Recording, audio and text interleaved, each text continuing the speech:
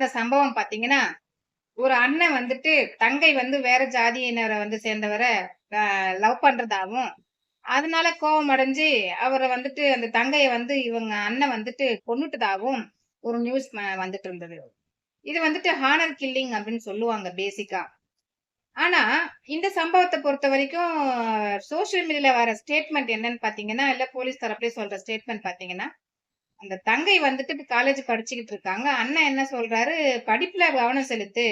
காதல்லாம் எதுவும் வேண்டாம்." அப்படின்னு சொல்லி கண்டிக்கிறதாகவும், அதனால வந்துட்டு அந்த பொண்ணு இல்ல முடியாதுன்னு மறுக்கும்போது, ஆத்திரம் அடைஞ்சு பக்கத்துல இருந்த ஒரு கம்பிய எடுத்து தலையில அடிச்சதாகவும், அதனால அவங்க இறந்து போயிட்டதாகவும் சொல்றாங்க.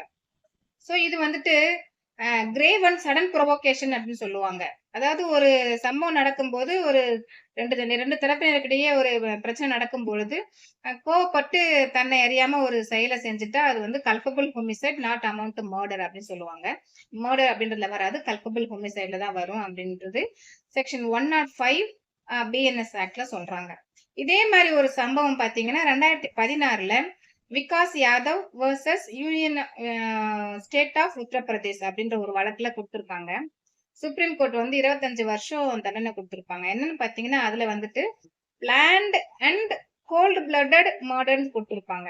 என்னன்னா, அவங்க ஏற்கனவே ஒரு முன்கூட்டியே ஒரு பிளான் பண்ணி, அவங்க கீழ் ஜாதியினரை சேர்ந்தவர அது வந்துட்டு காதலிக்கிறதுனால, அந்த அண்ணன் என்ன பண்ணுவாரு, தங்கைய வந்து கொலை பண்ணியிருப்பாரு அந்த வழக்குல.